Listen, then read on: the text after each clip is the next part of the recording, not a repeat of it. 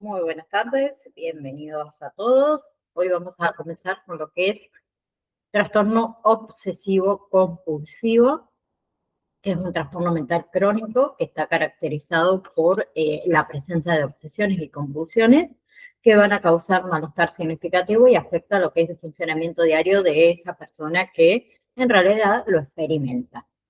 ¿Qué son las obsesiones? Son pensamientos, son imágenes o son impulsos no deseados en realidad, y que son persistentes, que intrusan repentinamente en lo que es la mente de esa persona. Entonces, sus pensamientos obsesivos suelen ser percibidos muchas veces como irracionales, causan una gran ansiedad o un gran malestar,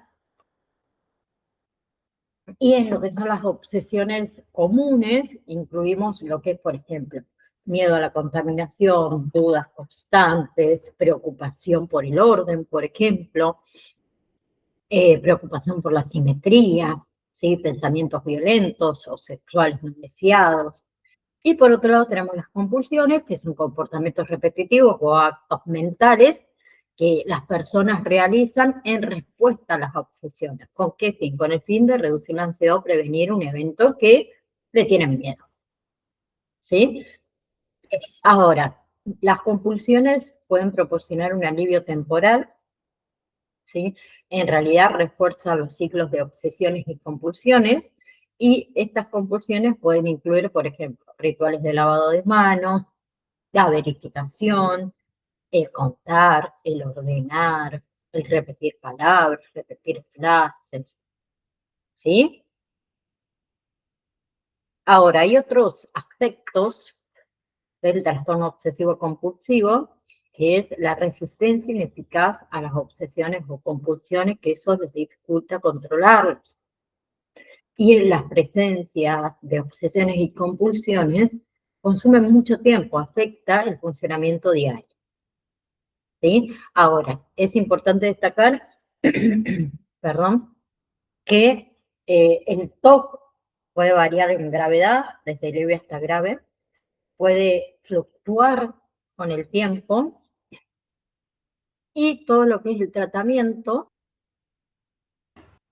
eh, digamos, el tratamiento generalmente incluye todo lo que sería una combinación de terapia cognitivo-conductual, medicamentos como son los inhibidores selectivos de la recaptación de serotonina, y obviamente que es fundamental buscar ayuda profesional, ¿no? Porque necesitamos de un diagnóstico y necesitamos de un tratamiento temprano, ¿sí? Entonces, trastorno obsesivo compulsivo, TOC, es un trastorno de salud mental caracterizado por la presencia de obsesiones y compulsiones que van a interferir en la vida diaria de esa persona. Ahora, como acompañantes terapéuticos, ustedes de un niño que tiene trastornos obsesivos compulsivos, su trabajo también va a ser clave en proporcionar lo que es el apoyo emocional, el espacio seguro, el espacio comprensivo, ¿sí? Escuchar activamente todas sus preocupaciones, mostrar empatía siempre en todo momento, educar sobre ese trastorno, ¿sí? Información educativa, tanto al niño como a la familia, eh, como a la escuela, ¿por qué no? Sobre los síntomas, cómo afecta perdón, en lo que es su comportamiento, ¿sí? Ustedes van a ayudar mucho a desmitificar todo lo que es el trastorno y reducir el estigma también asociado. Van a colaborar siempre con el equipo de tratamiento, ¿sí? Van a ayudar al niño a identificar los desencadenantes o situaciones que desencadenan esas obsesiones o esas compulsiones, ¿sí? Entonces pueden llevar, por ejemplo, un registro de los eventos que desencadenan esos síntomas, aprender a reconocer patrones. También pueden utilizar o implementar,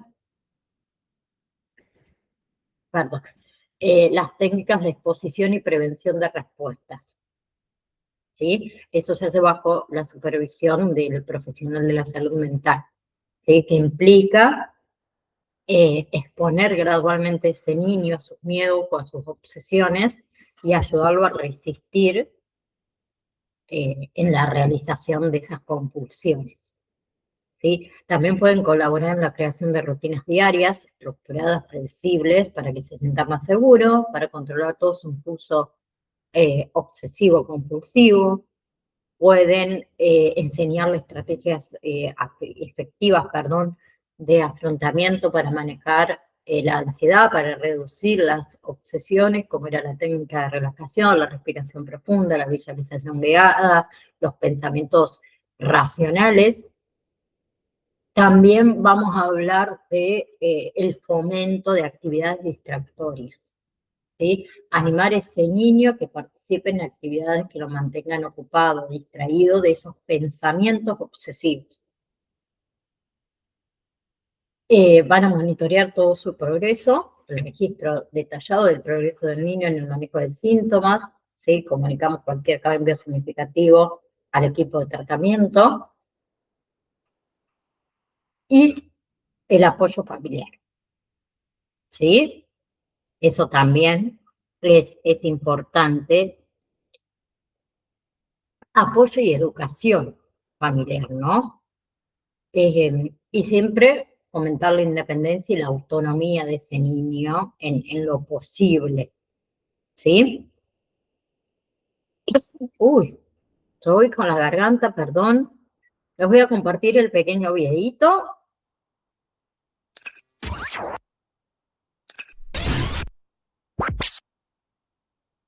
El trastorno obsesivo-compulsivo se caracteriza por un patrón de pensamientos y miedos no deseados, obsesiones, que provocan comportamientos repetitivos o compulsiones. Se tiene la necesidad de realizar actos compulsivos para tratar de aliviar el estrés. A pesar de los esfuerzos por ignorar o deshacerte de los pensamientos o impulsos que te molestan, estos vuelven una y otra vez. Esto conduce a más comportamientos ritualistas, el círculo vicioso del trastorno obsesivo-compulsivo. Se desconoce la causa del trastorno obsesivo-compulsivo. Los miedos obsesivos y los comportamientos compulsivos se pueden aprender a observar los familiares o de forma gradual a lo largo del tiempo. También puede tener causas genéticas. Las obsesiones son pensamientos, impulsos o imágenes mentales que se repiten y causan ansiedad. Pueden involucrar cosas como el miedo a los gérmenes o a la contaminación, miedo a perder o a extraviar algo, pensamientos agresivos hacia usted u otros, pensamientos prohibidos no deseados que involucran sexo o religión, necesitar que algunas cosas estén alineadas en forma exacta o dispuestas de una manera particular y precisa. Las compulsiones son comportamientos que usted siente que debe de hacer una y otra vez para tratar de reducir su ansiedad o detener los pensamientos obsesivos. Algunas compulsiones comunes incluyen limpieza o lavado de manos excesivo, verificar repetidamente cosas como si la puerta está cerrada o el horno apagado, contar compulsivamente, ordenar y organizar las cosas de manera particular y precisa. En otros trastornos de ansiedad pueden existir obsesiones y o compulsiones, como en el trastorno de ansiedad debido a enfermedad médica, o el que es inducido por sustancias. En la fobia social o específica, la preocupación es debida a objetos o situaciones concretas, y no a los pensamientos. En otros trastornos, como el autismo o la esquizofrenia, el trastorno de tics y el trastorno de movimientos estereotipados, también pueden existir conductas estereotipadas, pero estas conductas son menos complejas que los rituales y no tienen como objetivo eliminar una obsesión. La diferencia entre este y el trastorno de la personalidad obsesivo-compulsivo es que en este último no existen obsesiones ni compulsiones, sino que son conductas más relacionadas con el perfeccionismo, el orden y el control. Algunas complicaciones son el tiempo excesivo dedicado a los comportamientos rituales, cuestiones de salud como la dermatitis de contacto por el lavado frecuente de manos, mala calidad de vida en general, pensamientos y comportamientos suicidas. Este trastorno puede ser controlado eficazmente en el 75% de los casos con un tratamiento adecuado, que generalmente contempla el uso de psicofármacos y psicoterapia.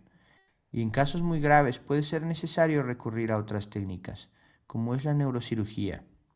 El 80% de los pacientes con TOC muestra algún tipo de respuesta a medicamentos como los ISRS o los ISRN, si bien solo en la mitad de ellos se obtiene una clara remisión de los síntomas y la disminución en frecuencia e intensidad tanto de los pensamientos obsesivos como de las compulsiones.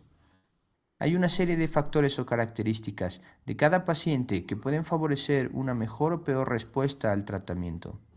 Sin embargo, el fracaso del mismo suele producirse en enfermos que no cumplen las indicaciones del terapeuta, en aquellos que tienen una depresión o un cuadro grave de ansiedad asociados. Cuando hay consumo de alcohol y drogas, se tiene un bajo cociente intelectual o presentan alteraciones de la personalidad o dificultades para relaciones con otras personas. Suscríbete a mi canal donde podrás encontrar más contenido. Bien, ahora tenemos lo que es trastorno de angustia, ¿sí? Que se caracteriza por estos episodios recurrentes de miedo intenso, ¿sí? Conocidos como crisis de angustia o ataques de pánico. Esos episodios pueden durar alrededor de 20 minutos, suelen ir acompañados con síntomas físicos, como por ejemplo la respiración acelerada, la taquicardia, la sudoración, el dolor torácico, las náuseas, ¿sí? Cuando uno pasa por una crisis de angustia, este episodio de miedo muy intenso, sin ningún tipo de desencadenante específico, tenemos estos síntomas físicos. Pero también los niños pueden evitar esos lugares o esas situaciones que lo asocian con la crisis de angustia, ¿sí? El trastorno en sí de angustia se diagnostica cuando la crisis de angustia son frecuentes y causan este deterioro significativo en la vida del ese niño. Ahora, a ver, esa sensación intensa de miedo y malestar repentino, ¿sí? Puede alcanzar su punto máximo en minutos. Bien, uno siente miedo a perder el control, a volverse loco, a morir, ¿sí? Después de experimentar muchas veces una especie de angustia o un ataque de pánico, las personas pueden preocuparse constantemente, en realidad, por la posibilidad de tener otro ataque de pánico en el futuro. Y esas preocupaciones excesivas pueden llevar a cambios en el comportamiento, también, como les dije antes, evitar lugares, evitar situaciones, ¿sí? Donde esa persona teme que le ocurra otra vez lo mismo. Entonces, generamos conductas de seguridad, ¿sí? Muchas veces esas conductas de seguridad sería llevar con nosotros la medicación antiansiedad o evitar hacer ejercicio intenso muy fuerte, ejercicio físico, o estar acompañados constantemente, ¿no? Como le dije antes, también puede afectar el funcionamiento diario de esa persona, incluido todo lo que son relaciones interpersonales, rendimiento escolar, laboral, la calidad de vida en general, ¿no? ¿Sí? Obviamente que es importante destacar un poco que el trastorno de angustia es tratable, ¿sí? El tratamiento generalmente incluye todo lo que es terapia cognitivo-conductual, medicamentos ansiolíticos o antidepresivos y lo que serían técnicas de relajación y manejo del estrés, ¿sí? Todo lo que es su acompañamiento no varía mucho con lo que venimos nombrando y diciendo. Acuérdense que lo primero es la formación del vínculo, ¿sí? Pero al mismo tiempo también tienen que brindar ese apoyo emocional para que ese niño pueda expresar esos sentimientos que generan ansiedad, que le generan angustia. Entonces, escuchar todas sus preocupaciones, ¿sí? Mostrar esa empatía que se necesita hacia las emociones de ese niño, ¿sí? Por ahí, educación sobre lo que es la ansiedad, ¿sí? Cómo se manifiesta en el cuerpo la ansiedad, en la mente, cuáles son las causas, ¿sí? Para que el niño pueda comprender realmente que la ansiedad en realidad es una respuesta natural del cuerpo, ¿sí? Pero que existen sí estrategias para poder manejarlo, ¿sí? Y también está bueno trabajar esto, como dijimos con el niño, la identificación de desencadenantes específicos. ¿Sí? Puede ser una situación social, puede ser un cambio en el entorno, puede ser un evento escolar, ¿sí? Entonces, una vez identificado, ahí está bueno que se identifique porque se desarrollan estrategias para enfrentar esos desencadenantes, obviamente que de una manera gradual, de una manera controlada. También le podemos enseñar las técnicas de relajación para reducir ansiedad y estrés en momentos de angustia, visualización guiada, respiración profunda, relajación muscular progresiva, ¿sí? Son todas técnicas de relajación, lo mismo que estrategias de afrontamiento. El pensamiento positivo, el uso de afirmaciones calmantes, la distracción consciente también, ¿sí? La reestructuración cognitiva, fomentar el tema de actividades placenteras, una actividad al aire libre, algo que le guste, juegos, música, deporte, lectura, ¿sí? Tecnología también, ¿por qué no? El establecimiento de rutinas, ¿sí?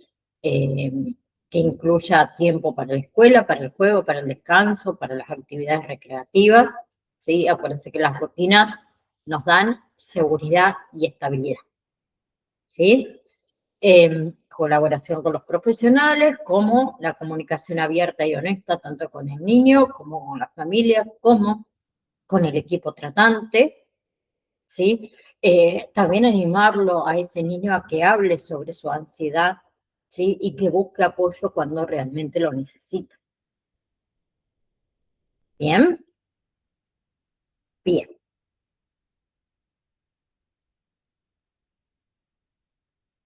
Hola amiguitos, bienvenidos a nuestro canal de Psicología Animada. Hoy vamos a hablar de un tema importante, la ansiedad infantil. Pero no te preocupes, porque estamos aquí para ayudarte a convertirte en un superhéroe contra la ansiedad. Y recuerda darle like al video y suscribirte al canal, así nos ayudarás a seguir creando contenido como este. ¿Listo? Comencemos. La ansiedad es como un villano que quiere robar nuestra tranquilidad, pero podemos vencerlo. Primero, debemos entender qué es la ansiedad.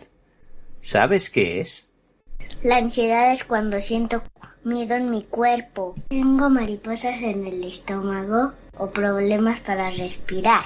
Exactamente.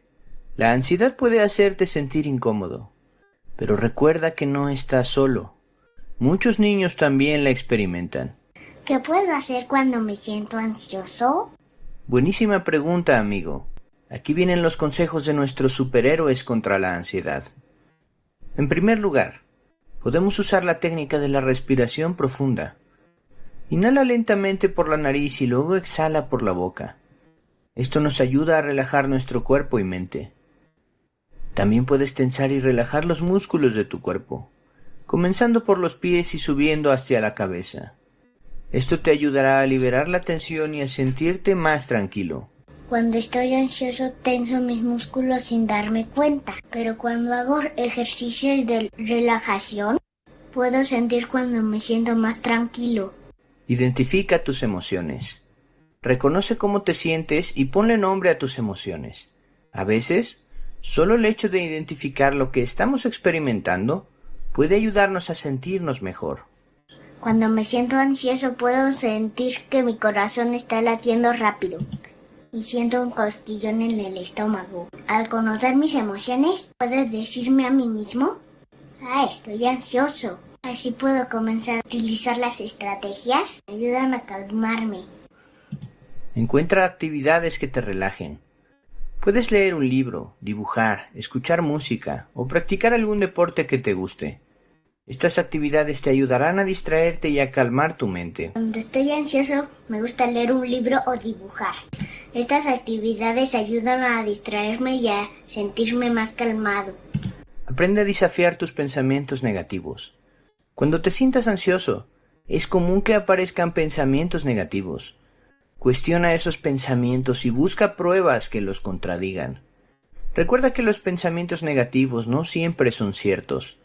Reemplaza esos pensamientos con afirmaciones positivas, como soy valiente o puedo hacerlo. Puedes hablar con un adulto de confianza. Puede ser un papá, una mamá o un profesor. Ellos pueden ayudarte a entender y enfrentar tus preocupaciones. A veces cuando estoy ansioso tengo pensamientos negativos, como no puedo hacerlo o algo va a pasar. Pero cuando los desafío y encuentro pruebas que desafían lo contrario, me siento más seguro y positivo. Establece rutinas y horarios regulares.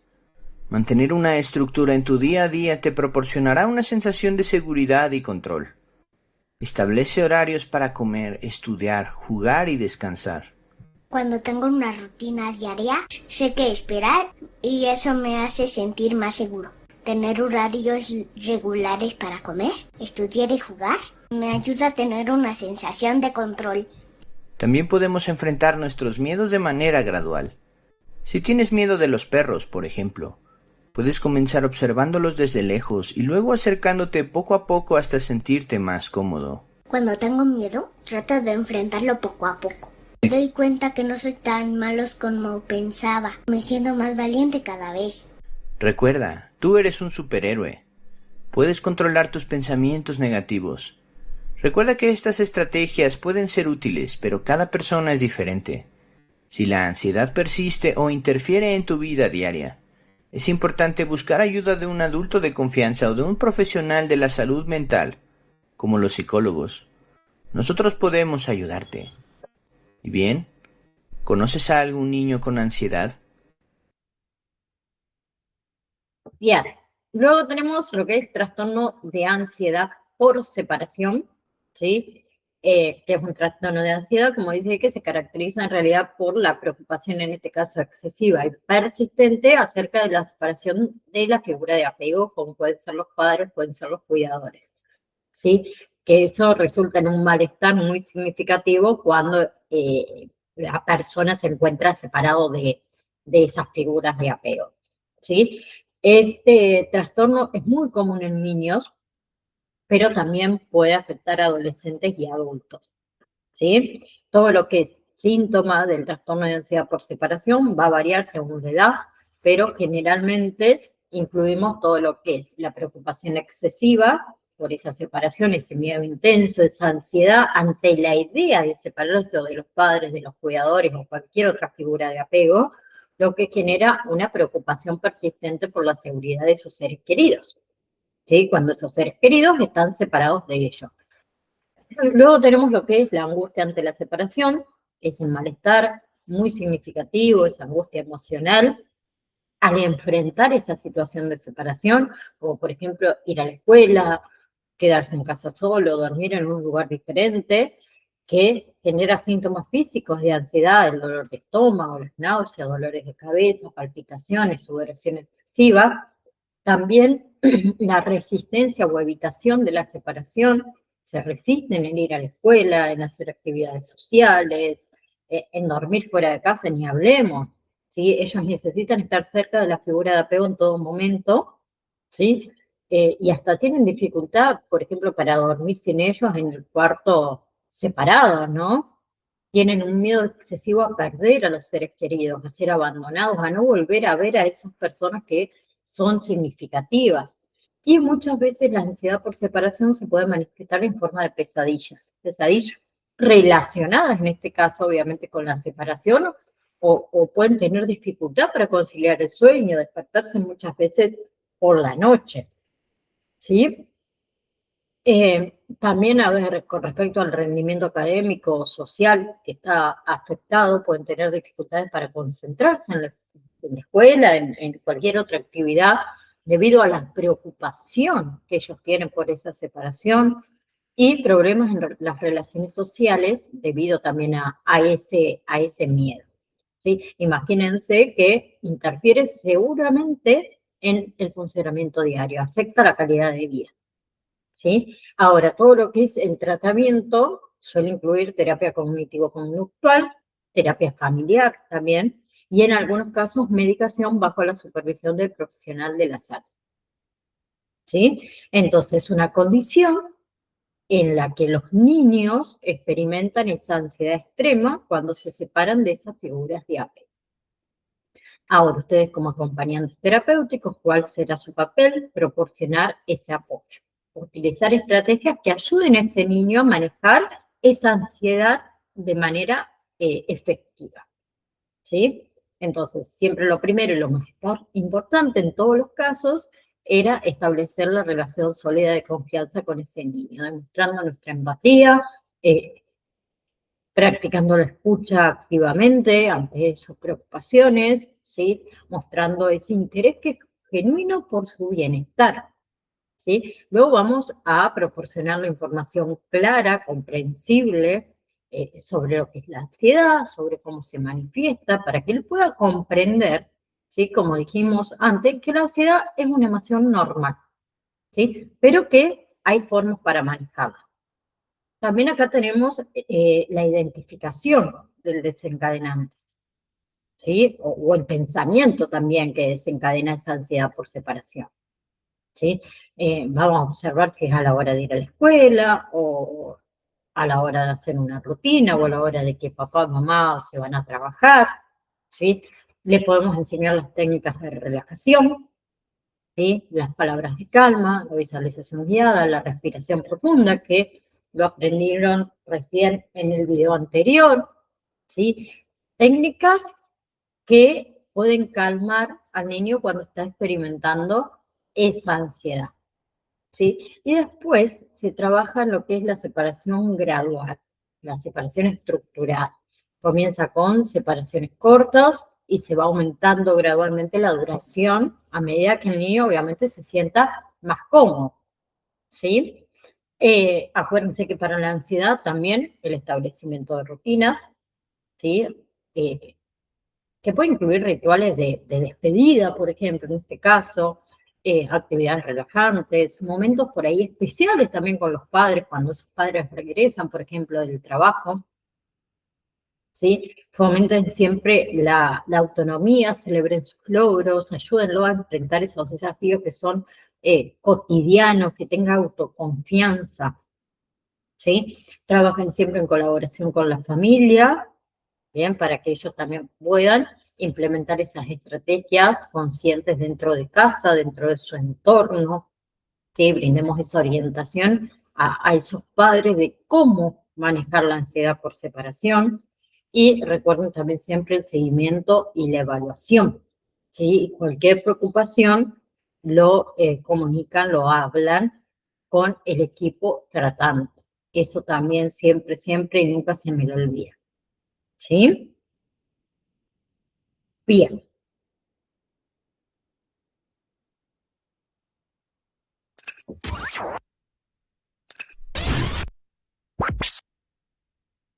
La ansiedad por separación es una etapa de desarrollo normal entre los bebés y los niños pequeños.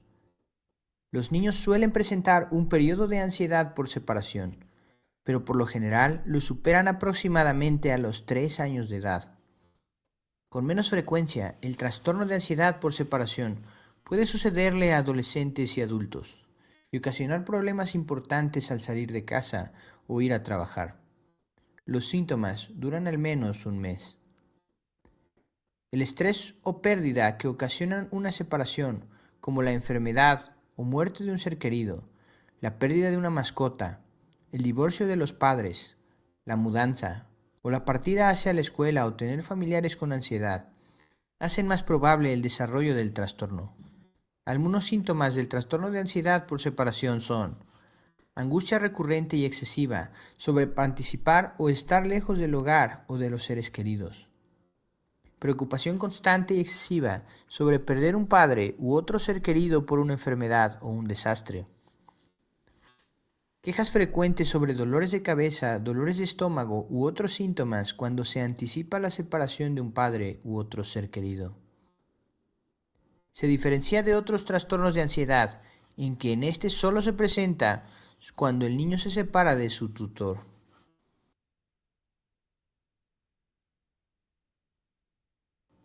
El trastorno de ansiedad por separación ocasiona una gran angustia y dificultades para funcionar en situaciones sociales, en el trabajo o la escuela, y puede provocar otros trastornos de ansiedad, como el trastorno de ansiedad generalizada, los ataques de pánico, las fobias, el trastorno de ansiedad social o la agorafobia, trastorno obsesivo compulsivo o depresión. El tratamiento busca enseñar a los padres y cuidadores a acortar las escenas de separación tanto como sea posible y a reaccionar a las protestas con naturalidad. El objetivo inmediato es conseguir que los niños vuelvan a la escuela. Es necesario que el psicólogo, los padres y el personal de la escuela trabajen en equipo. También es beneficioso ayudar a los niños a desarrollar apego por alguno de los adultos de la escuela o la guardería. A los padres se les suele aconsejar que organicen separaciones regulares para que los niños vayan acostumbrándose al alejamiento. Suscríbete a mi canal donde podrás encontrar más contenido interesante sobre psicología y otros trastornos. Bien, ahora tenemos lo que es trastornos somatomorfos y trastornos relacionados, ¿sí? Que son condiciones psicológicas en la que el niño presenta síntomas físicos reales, pero no existe una causa clara médica que lo explique, ¿sí? Esos síntomas pueden provocar un malestar importante, afectar la vida diaria de ese niño, su desempeño escolar, social, familiar. Los síntomas, digamos, más frecuentes son las náuseas, los mareos, los dolores de cabeza, el dolor abdominal, la fatiga, la debilidad, ¿sí? Ahora, hay diferentes tipos de trastornos somatomorfos. Tenemos, por ejemplo, el trastorno de somatización, donde el niño presenta muchos síntomas, en este caso físicos diferentes, que no pueden explicarse por una enfermedad médica. Y está caracterizado por lo que son dolores frecuentes, muchas consultas a médicos, la alta preocupación por su salud, la ansiedad asociada. También está lo que es el trastorno de conversión, ¿sí? Que acá aparecen síntomas neurológicos o motores sin una causa médica. Por ejemplo, parálisis, dificultad para hablar, dificultad para caminar, convulsiones sin una causa neurológica, que generalmente aparece después de una situación de estrés o un conflicto emocional. Después tenemos, por ejemplo, lo que es trastorno de síntomas somáticos, donde el niño tiene síntomas físicos persistentes que generan obviamente una gran preocupación, por ejemplo, malestares corporales, dolores frecuentes, cansancios constantes. Eso afecta la vida diaria, afecta la actividad. Y después está la ansiedad por enfermedad, por ejemplo, que el niño presenta acá miedo excesivo a estar enfermo o desarrollar una enfermedad que sea grave, aunque los médicos no encuentren ningún problema físico, ¿sí? Después está el trastorno facticio, donde el niño finge o provoca síntomas físicos de manera intencional, que el objetivo mayormente suele ser para obtener atención, para asumir ese rol de enfermo, para recibir cuidados. Y está también el trastorno facticio impuesto por otro, que en este caso es otra persona, que generalmente es el cuidador, quien provoca o inventa síntomas en el niño para recibir atención médica, ¿sí? Que ese trastorno también se conoce como síndrome de Munchausen, ¿sí? Por poder. Ahora, el rol del acompañante terapéutico, ¿sí? Que cumple un papel muy importante en todo lo que es el tratamiento, sus funciones principales va a ser comprender ese trastorno, conocer los síntomas, las formas de manejarlo, las causas, brindar ese apoyo emocional, escuchar a ese niño con empatía y respeto, educar obviamente sobre el trastorno, explicarle tanto al niño como a la familia qué ocurre, tratar de identificar desencadenantes, esas situaciones que aumentan los síntomas de estrés, los síntomas de problemas familiares, conflictos escolares. Pueden enseñarles las técnicas o estrategias de afrontamiento, las técnicas de calma, la respiración, la relajación, la expresión emocional, promover todo lo que son hábitos saludables, un buen descanso, una alimentación adecuada, rutinas estables, actividades físicas, ¿sí? Trabajar siempre con el equipo de salud, ¿sí? Coordinar con psicólogos, con médicos, con terapeutas, con docentes, el apoyo familiar, ¿sí? Orientar a esos padres sobre cómo acompañar a ese niño, y mayormente lo que es el tratamiento, que incluye terapias terapia cognitivo-conductual, apoyo familiar, ¿sí? Educación sobre lo que es el trastorno y manejo del estrés y emociones, ¿sí?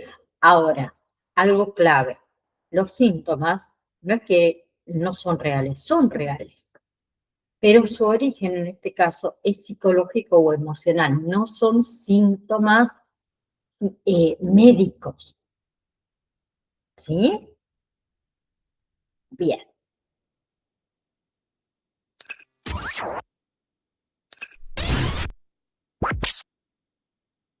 El trastorno de síntomas somáticos se caracteriza por múltiples síntomas físicos persistentes que están asociados con pensamientos, sentimientos y comportamientos excesivos e inadaptados relacionados con estos síntomas, y pueden acompañar o no a una enfermedad médica conocida. Algunos trastornos somáticos, anteriormente diferenciados como trastorno de somatización, trastorno somatomorfo no diferenciado, hipocondriasis, trastorno de dolor somatomorfo, ahora son considerados trastornos de síntomas somáticos. Se presenta más frecuentemente en las mujeres que en los hombres. Tener perspectivas negativas, ser más sensible física y emocionalmente al dolor y otras sensaciones. Personas con antecedentes de maltrato físico o abuso sexual, antecedentes de depresión, haber sufrido o estar en riesgo de sufrir una enfermedad, pueden ser más propensas a padecer este trastorno. El síntoma principal del trastorno de síntomas somáticos es la manera en que la persona se siente y se comporta en respuesta a estas sensaciones físicas. Estas reacciones deben persistir por 6 meses o más. Una persona con este trastorno puede sentir ansiedad extrema con respecto a los síntomas, sentir preocupación porque los síntomas ligeros sean una señal de enfermedad grave, acudir al médico para realizarse múltiples pruebas y procedimientos, pero no creer en los resultados. El trastorno de ansiedad por enfermedad produce manifestaciones similares, excepto que los síntomas físicos están ausentes o son mínimos. El trastorno de síntomas somáticos se distingue del trastorno de ansiedad generalizada, del trastorno de conversión y de la depresión mayor por el predominio, la multiplicidad y la persistencia de los síntomas físicos y el acompañamiento de pensamientos, sentimientos y comportamientos excesivos relacionados a ellos. El trastorno de síntomas somáticos puede asociarse con lo siguiente: una salud deficiente, problemas para desenvolverse en la vida diaria, otros trastornos mentales como ansiedad, depresión o trastornos de la personalidad, problemas económicos debido al exceso de consultas para el cuidado de la salud, aumento del riesgo de suicidio relacionado con depresión. La psicoterapia deberá estar encaminada a aprender a reducir el estrés, aprender a lidiar con los síntomas físicos, reducir la preocupación sobre los síntomas, dejar de evitar situaciones o actividades a causa de las sensaciones físicas incómodas, mejorar la funcionalidad cotidiana en el hogar, el trabajo, las relaciones y las situaciones sociales, enfrentar la depresión y otros trastornos de salud mental. Suscríbete a mi canal, donde podrás encontrar más contenido interesante. Bien, ahora tenemos lo que es psicosis en niños, ¿sí? La psicosis infantil en sí, que es un trastorno mental grave, en la que el niño pierde el contacto con la realidad, ¿sí? Ese niño puede ver o escuchar, puede creer cosas que no son reales, que afecta todo lo que es su pensamiento, obviamente, sus emociones, sus comportamientos. Si bien, a ver, la psicosis es poco frecuente en la infancia, pero cuando aparecen se necesita obviamente de un diagnóstico, se necesita de un tratamiento temprano, ¿no?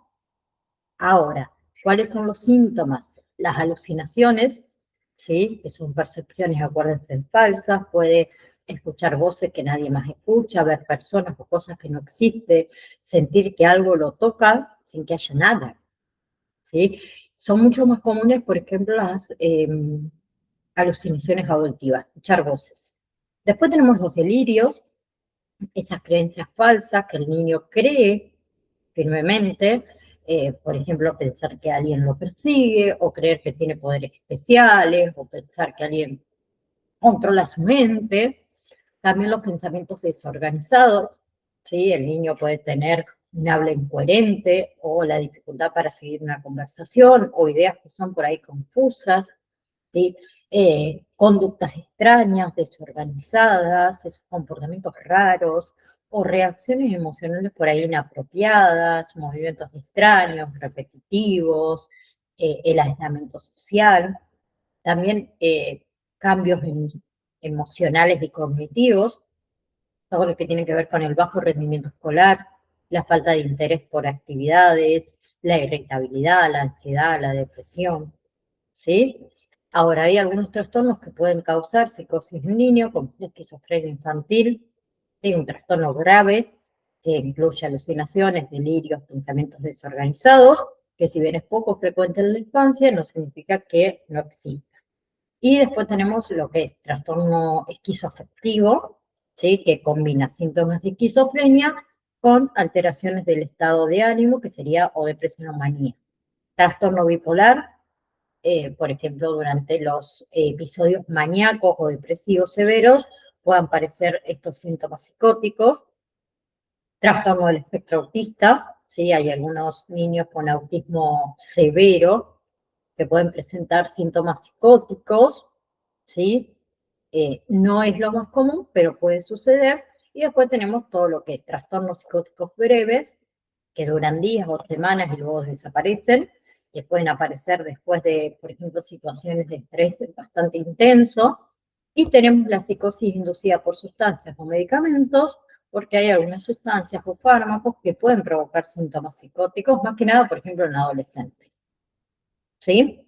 ¿Cuáles son las posibles causas? Múltiples. Genética, hereditarios, problemas en lo que es el desarrollo del cerebro, traumas psicológicos, consumos de drogas o sustancias o enfermedades neurológicas como son infecciones cerebrales, epilepsias. ¿Sí? Ahora, el diagnóstico lo debe hacer un psiquiatra infantil y lo que es tratamiento se suele incluir todo lo que es medicación, ¿sí? Antipsicóticos como risperidona, quetiapina, eso se hace bajo la supervisión médica, y después tenemos la psicoterapia, la terapia familiar, la psicoeducación, la terapia cognitivo-conductual, que le va a ayudar a ese niño a comprender y a manejar esos síntomas. ¿Sí? Mayormente también requieren de apoyo escolar y social, ¿sí? Todo lo que son adaptaciones en la escuela, terapia ocupacional, desarrollo de habilidades sociales, ¿sí? En lo que son las funciones principales del acompañamiento terapéutico, crear un vínculo de confianza, escuchar y contener ese niño, ¿sí? Mantener esas rutinas estructuradas que reducen ansiedad, que reducen confusión. También favorecer habilidades sociales, ayudar al niño a relacionarse con otros, ¿sí? Van a trabajar acá en coordinación con todo el equipo de salud, con los psicólogos, psiquiatras, también con la familia, con los docentes. Ustedes van a ayudar o van a acompañar más que nada en todo lo que es ese tratamiento, ayudar a cumplir tareas, ayudar a cumplir recomendaciones. Y nunca se me olviden, por favor, cuidarse ustedes mismos también, ¿sí? Que eso es importante, ¿sí? Más allá del cuidado del niño, vamos a decirlo así. Bien.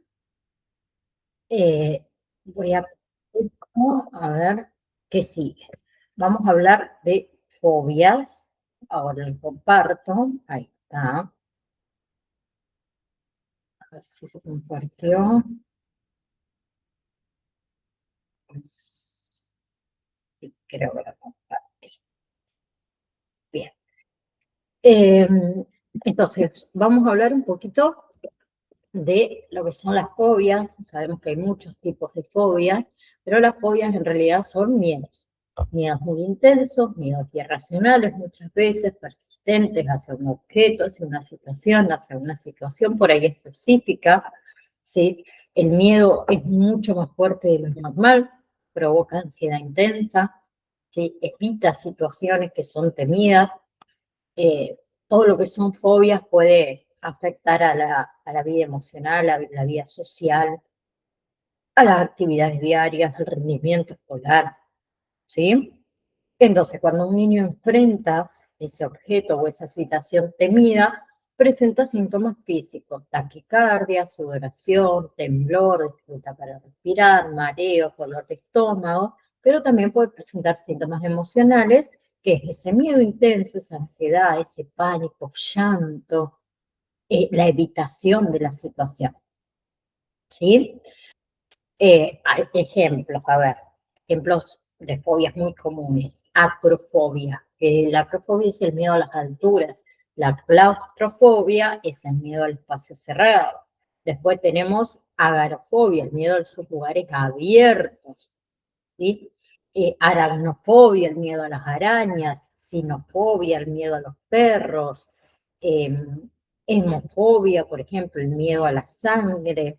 ¿Sí? Mi hija tiene un compañero que tiene hemofobia, y ella era nueva el año pasado en su escuela y sin querer se cortó con la tijera. Apenas el dedo, chicos, fue. Y dice, cuando me di vuelta, mami, un compañero se desmayó, yo no entendía qué pasaba. Resulta que le tiene miedo a la sangre, ¿sí? Eso es hemofobia. Pero después está tripofobia, que es el miedo, la repulsión a ciertos patrones que tienen agujeros pequeños, glosofobia, que es el miedo a hablar en público, ¿sí?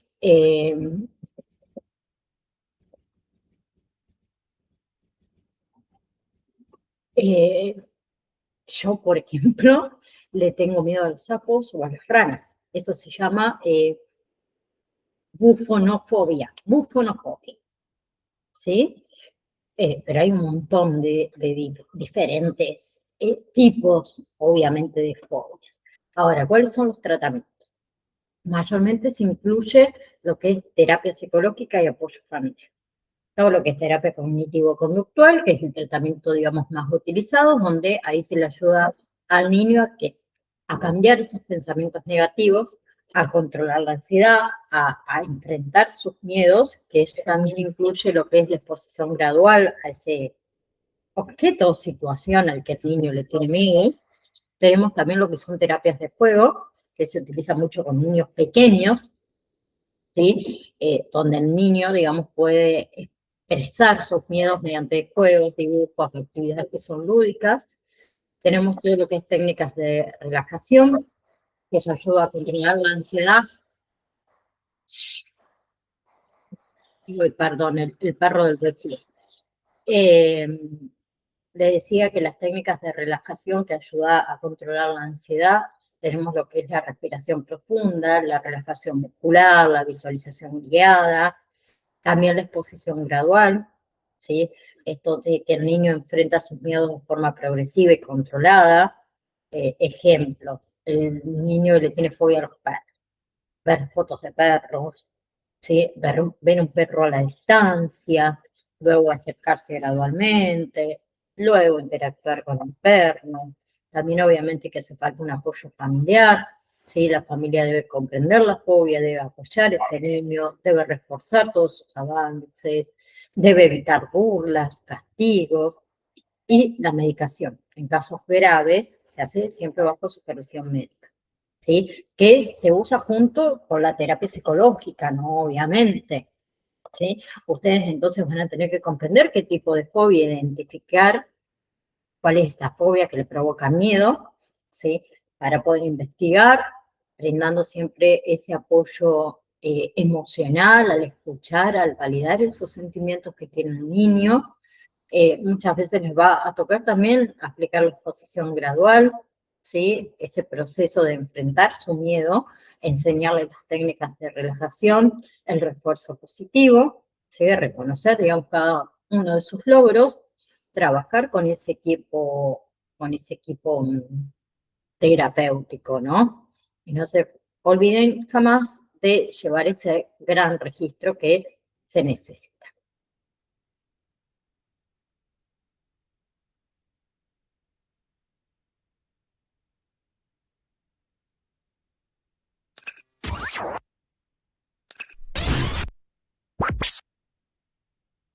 Las fobias específicas o fobias simples son un temor abrumador e irracional a objetos, animales o situaciones que plantean un peligro real pequeño, pero provocan ansiedad y conductas de evitación, a diferencia de un momento de ansiedad breve que puedes sentir cuando das un discurso o haces un examen.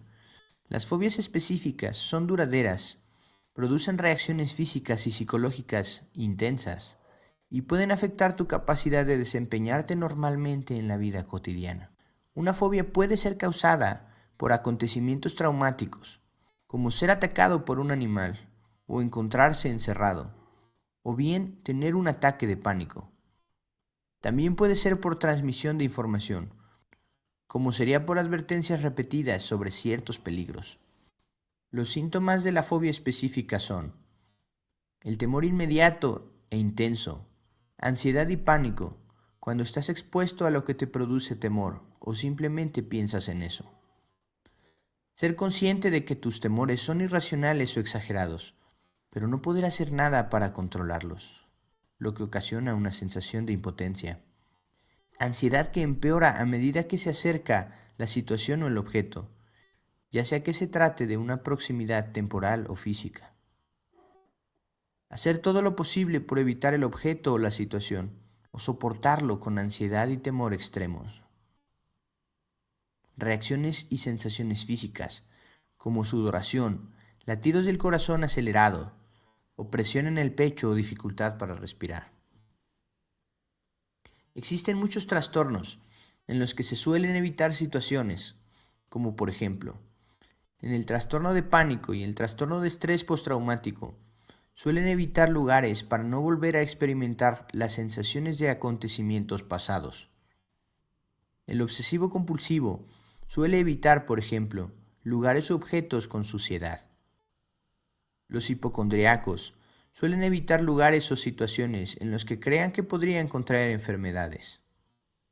Las personas con trastornos de alimentación suelen evitar situaciones donde estén expuestas a comer de más. Y las personas con trastornos psicóticos suelen evitar situaciones u objetos debido al contenido de los delirios y alucinaciones. Aunque es posible que las fobias específicas parezcan absurdas para los demás, pueden ser devastadoras y ocasionar abuso de sustancias, aislamiento social, trastornos del estado de ánimo como la depresión o incluso suicidio. La terapia de exposición ayuda a más del 90% de las personas que la siguen de forma correcta y suele ser el único tratamiento necesario para las fobias específicas. Incluso las personas que tienen fobia a la sangre o a las agujas responden bien a la terapia de exposición. La terapia farmacológica no resulta muy eficaz para la superación de las fobias específicas. Una excepción es el uso de las benzodiazepinas, que son medicamentos contra la ansiedad, para algunas fobias específicas. Bien, ahora vamos a hablar de lo que es la epilepsia, que es un trastorno neurológico que está caracterizado por lo que serían convulsiones recurrentes causadas por actividad eléctrica normal en el cerebro. Puede aparecer las epilepsias a cualquier edad, ¿sí? En muchos casos comienzan en la infancia. ¿Y cuáles son las causas? Porque puede tener en realidad diferentes causas. Factores genéticos, lesiones cerebrales, por ahí infección del sistema nervioso, trastornos metabólicos, problemas durante el embarazo, problemas durante el parto, malformaciones cerebrales, ¿sí? Y en algunos casos hasta se desconoce la causa. ¿Cuáles son los síntomas de las convulsiones? Porque se pueden manifestar de diferentes maneras. Movimientos bruscos o sacudidas del cuerpo, rigidez muscular, pérdida de conciencia, la mirada fija, los movimientos involuntarios, la confusión después de esa crisis, las caídas repentinas, ¿sí? Hay algunas convulsiones que son muy breves y otras que duran más tiempo, ¿sí? Ahora, obviamente que ustedes como acompañantes terapéuticos tienen que hacer un monitoreo y una observación ¿sí? Estar atentos a signos previos a una convulsión, como cambios en el comportamiento, como la mirada fija, como los movimientos extraños, la falta de respuesta. Tienen que asistir durante la convulsión, ¿sí? Actuar de una manera segura y tranquila para evitar lesiones, que ya lo vamos a ver, y administrar muchas veces el medicamento, ¿sí? Porque niños por ahí necesitan medicamentos antiepilépticos indicados obviamente por el médico. Entonces, ustedes como acompañantes pueden recordarle la toma de la medicación, observar efectos secundarios, informar cambios al equipo médico, obviamente que siempre brindar contención a ese niño, a esa familia, ayudarlo a comprender la enfermedad, manejar la crisis, la comunicación abierta con el equipo, médicos, neurólogos, terapeutas, docentes, ¿sí? Para asegurar que ese tratamiento sea el coordinado. Debe llevar un registro de convulsiones, importantísimo anotar. Fecha y hora de la convulsión, duración de esa crisis, síntomas que observamos y posibles desencadenantes, porque eso le ayuda al médico a evaluar el tratamiento. Ahora, ¿qué se hace durante una convulsión? ¿Sí? Si un niño tiene una crisis epiléptica, primero mantengamos la calma. Hay que actuar con tranquilidad para no aumentar el estrés. ¿Sí? Lo segundo, asegurar el entorno. Retirar objetos que puedan provocar lesiones. Algo filoso, una silla, ¿sí? Lo segundo, tenemos que proteger la cabeza. Colóquenle debajo de la cabeza algo suave, por ejemplo, una campera doblada, una almohada, lo que tengamos.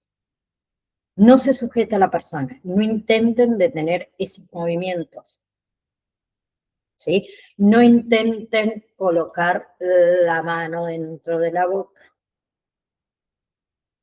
¿Bien?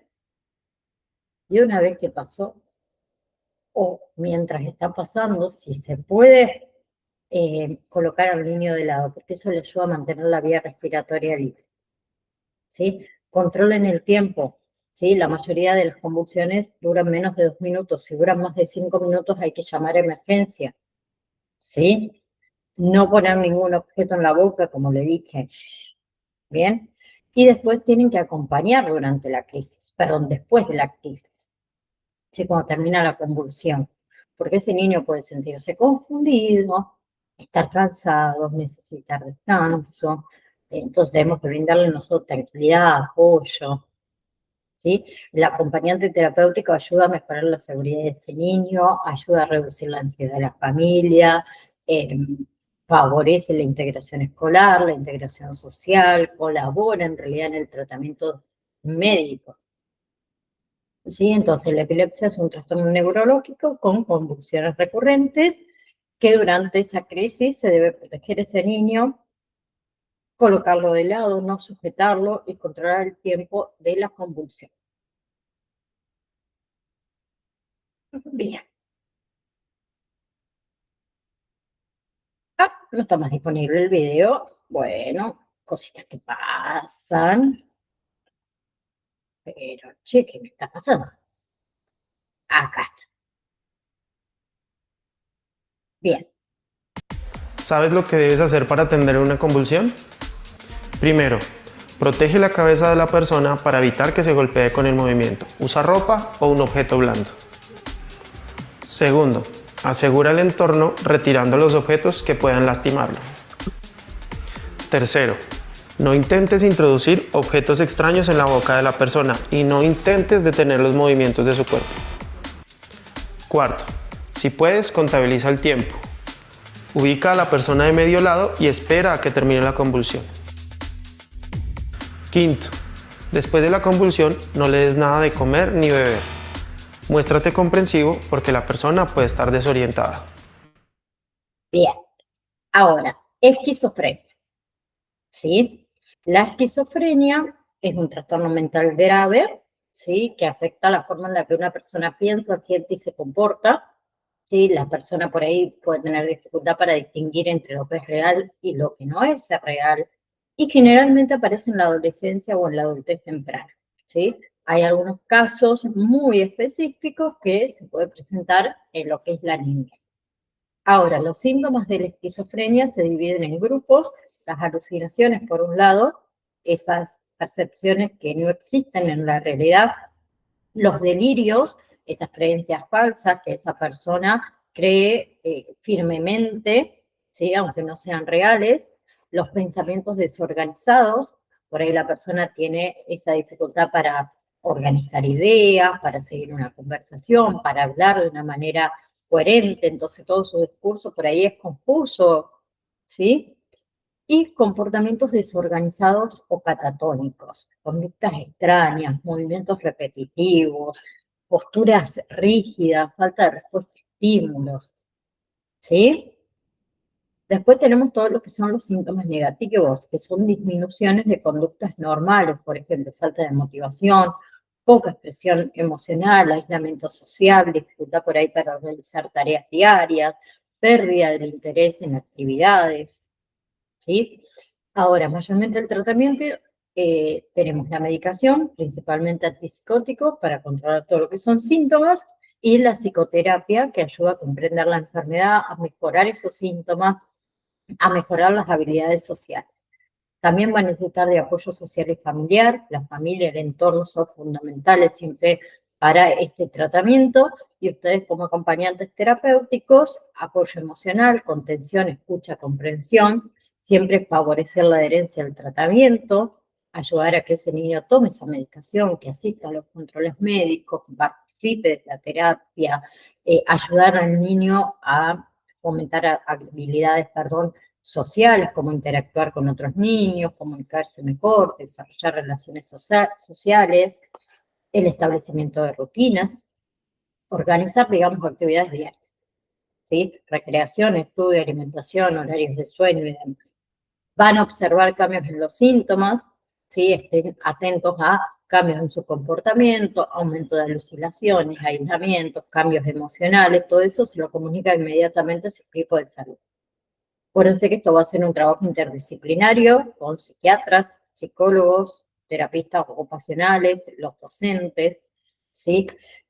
Luego también van a promover la autonomía, estimular a ese niño para que pueda tomar decisiones, para que participe en actividades, para que desarrolle confianza en sí mismo. ¿Bien? Tengo un bichito que me está pasando por ahí. Bien. Tenemos lo que es el síndrome de Down, ¿sí? Como ven ahí, hay 3 tipos, ¿sí? Trisonomía 21, 18 y 13. Trisonomía 21 es una condición genética que ocurre cuando una persona tiene una copia adicional del cromosoma 21, que ¿qué significa? Que en vez de tener 2 copias de ese cromosoma, uno proveniente del padre y otro de la madre, tienen 3 copias en cada célula del cuerpo, ¿sí? Es una condición genética que causa una variedad de características físicas y cognitivas, pero también creo que es importante que destaquemos que cada individuo con síndrome de Down es único, puede manifestar características diferentes. Pero tenemos los rasgos faciales característicos, esos ojitos como almendrado, la nariz achatada, la boca pequeña, la lengua protuberante.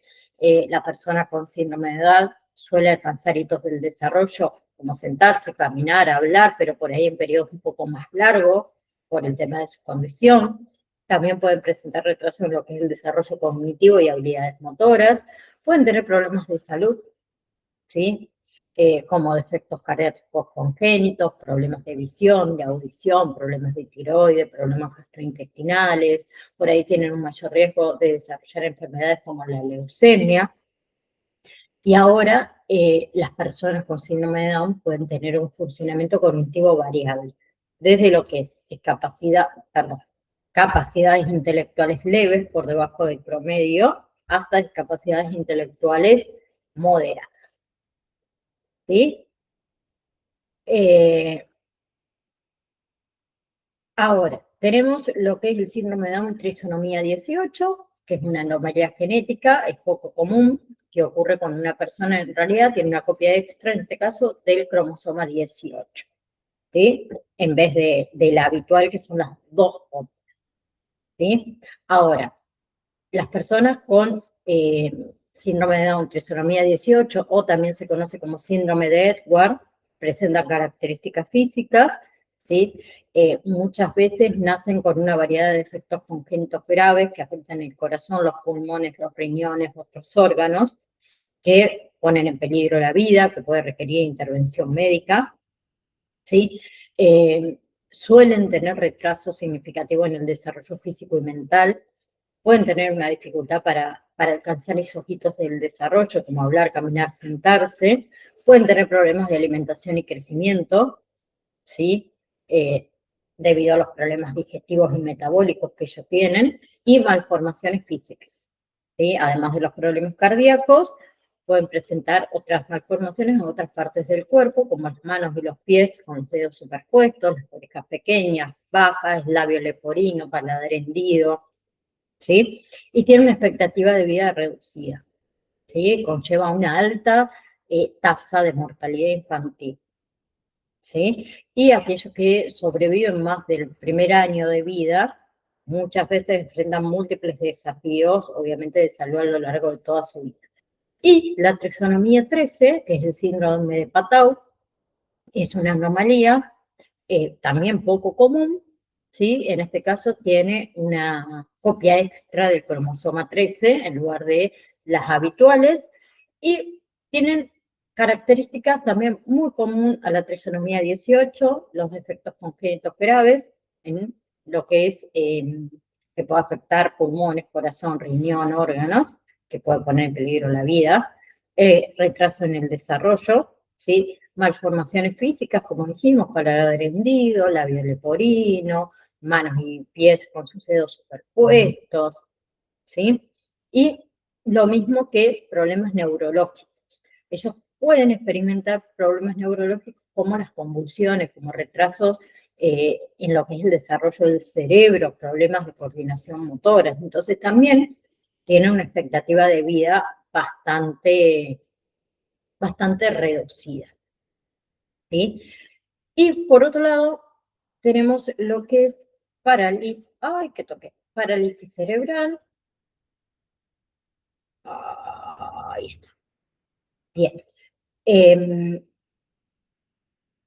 Parálisis cerebral infantil, ¿sí? Un trastorno del movimiento y de la postura que va a afectar a esos niños, que se origina durante el desarrollo del cerebro, generalmente antes del nacimiento o durante los primeros años de vida. Es una condición, digamos, que afecta el control muscular, que puede ocasionar problemas en la coordinación, en el equilibrio, en la movilidad, ¿sí? Es causada por daños o anomalías, como le dije, en ese cerebro en desarrollo, especialmente en esas áreas que controlan los movimientos y las posturas, y esos daños pueden deberse a diversos factores: anomalías genéticas, infecciones durante el embarazo, falta de oxígeno durante el parto, lesiones cerebrales traumáticas, sangrado en el cerebro, ¿sí?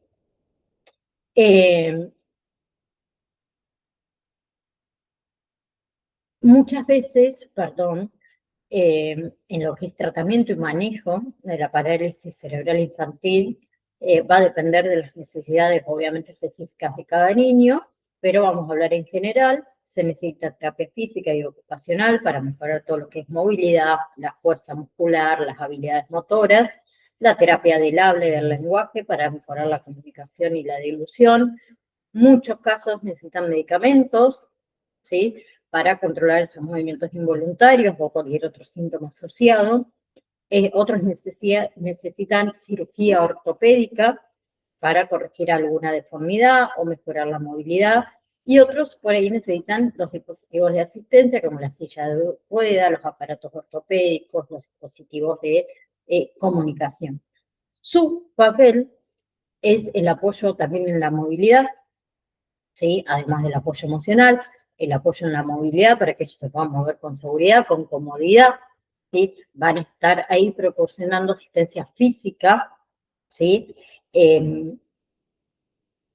El apoyo muchas veces en la alimentación, ¿sí? Durante sus comidas, asegurarse de que tengan una alimentación adecuada, ¿sí? Ayudarlos a manejar esos problemas de deglución, si es que lo hay, siempre colaborando con esos profesionales de la salud en la implementación de ciertas dietas específicas, facilitar la comunicación, ¿sí? Si el niño tiene dificultades, por ejemplo, en el habla, Pueden colaborar ustedes con las terapias del habla, con los terapeutas del lenguaje, para implementar estas estrategias de comunicación alternativa, como el uso de sistemas de comunicación aumentativa o alternativa o dispositivos de comunicación adaptados. Siempre me participan de las terapias, chicos, terapia física, terapia ocupacional, terapia del habla, van a ayudar en la práctica de ejercicios, en actividades terapéuticas, siempre recomendadas por esos profesionales, van a estar en lo que es estimulación y actividades recreativas, van a observar, van a registrar, ¿sí? Además del apoyo emocional. Bien. Bien, les comparto este último pequeño video. La parálisis cerebral infantil se manifiesta con problemas motores porque se dañan las partes del cerebro que controlan el movimiento voluntario, también la postura y los movimientos finos. Si tienes un familiar o un pequeño con parálisis cerebral infantil, sabes la odisea que es llevarlo a sus citas con varios doctores o a sus terapias, pero también sabes lo necesario que esto es para que el niño mejore. En este video te explicaré la enfermedad y cómo se clasifica la parálisis cerebral infantil.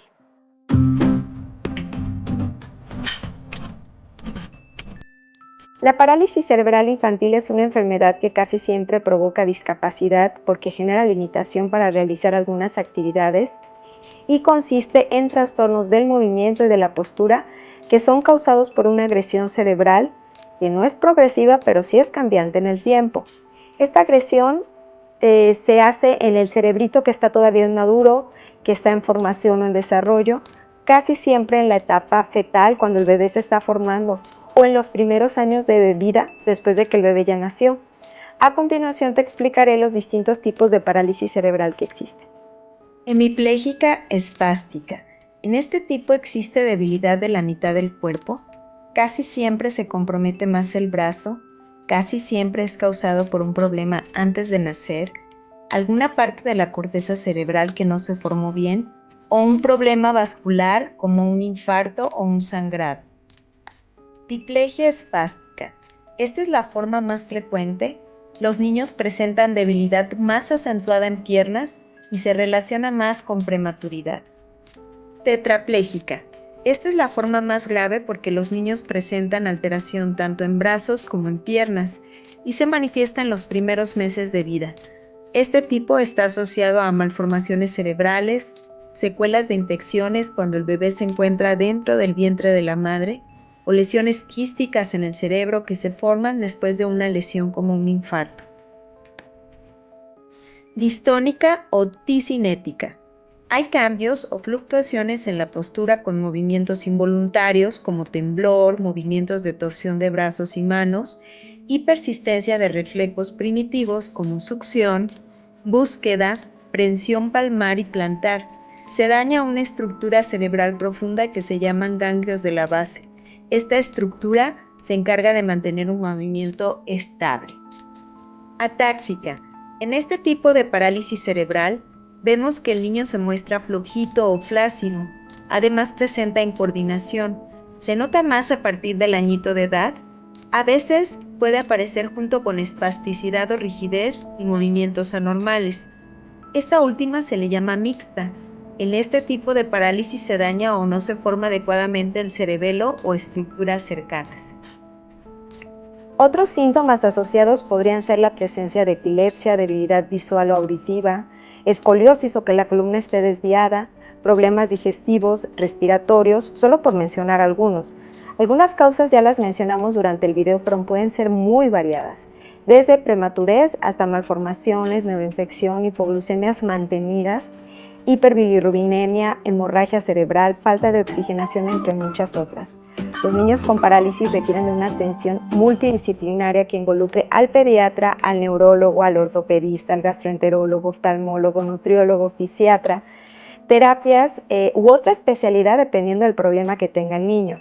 Viendo la perspectiva de la situación de estos niños y sus familias, es importante crear conciencia para que los espacios públicos y privados estén diseñados con rampas y pasamanos para facilitar a los familiares y en algunos casos también a estos niños sus traslados. Sería genial tener más unidades de transporte público con aditamentos especiales, por ejemplo. Dale like al video si te gustó.